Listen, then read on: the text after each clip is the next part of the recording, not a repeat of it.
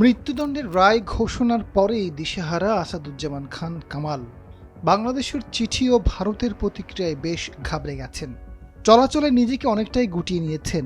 কলকাতায় অবস্থানকারী দলের নেতাকর্মীদের সঙ্গে যোগাযোগ রাখছেন না, চলে গেছেন লোকচক্ষুর আড়ালে। দেশে না ফিরতে ঠিকানা পাল্টে গোপন আস্তানায় আওয়ামী লীগের সাবেক এই মন্ত্রী। সম্প্রতি এমন একটি প্রতিবেদন প্রকাশিত হয়েছে গণমাধ্যমে। বাংলাদেশ সরকার এবং ভারতের একাধিক কূটনৈতিক সূত্র বলছে, ভারত ছাড়ছেন মানবতা বিরোধী অপরাধের দায়ে মৃত্যুদণ্ডপ্রাপ্ত কামাল। মৃত্যুদণ্ডের বিধান নেই, বাংলাদেশের সঙ্গে বন্ধি বিনিময় চুক্তি নেই এমন দেশে আশ্রয় নেওয়ার চেষ্টা করছেন তিনি। রায় ঘোষণার পরেই কলকাতার রোজডেলে ছেড়ে অজ্ঞাত স্থানে চলে গেছেন। কামাল নিজে ভারত ছাড়ার ইঙ্গিত দিয়েছেন। ভারতে বেশি দিন থাকা নিরাপদ মনে করছেন না তিনি। এখনই তাকে বিকল্প চিন্তা করতে হচ্ছে।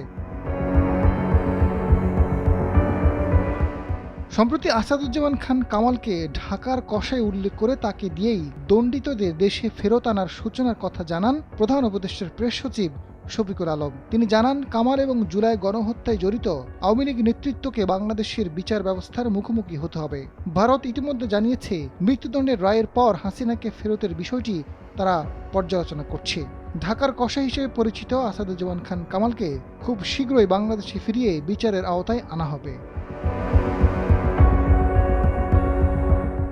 এদিকে ভারতের একটি কূটনৈতিক সূত্র বলছে, ভারত থেকে দ্রুত অন্য দেশে পাড়ি দিতে চান কামাল। আন্তর্জাতিক অপরাধ ট্রাইব্যুনালে কামালের মৃত্যুদণ্ডের রায়ের পরেই তাকে ফেরত চেয়েছে বাংলাদেশ।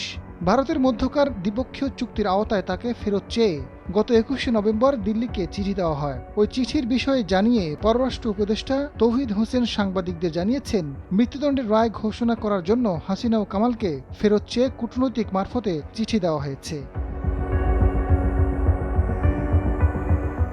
হাসিনার পতনের পর আসাদুজ্জামান খান কামাল অবৈধভাবে সীমান্ত পাড়ি দিয়ে ভারতে পালিয়ে গেছেন। পালাতে গিয়ে সীমান্ত এলাকা ও দেশের বিভিন্ন স্থানে আত্মগোপনে থাকা অবস্থায় আইন শৃঙ্খলা বাহিনীর হাতে ধরা পড়েন আনিসুল হক, দীপু মনি, আব্দুর রাজ্জাক, ফারুক খান, ফরহাদ হোসেন, আমির হোসেন আমু, রাশেদ খান মেনন, হাসানুল হক ইনু, কামরুল ইসলাম।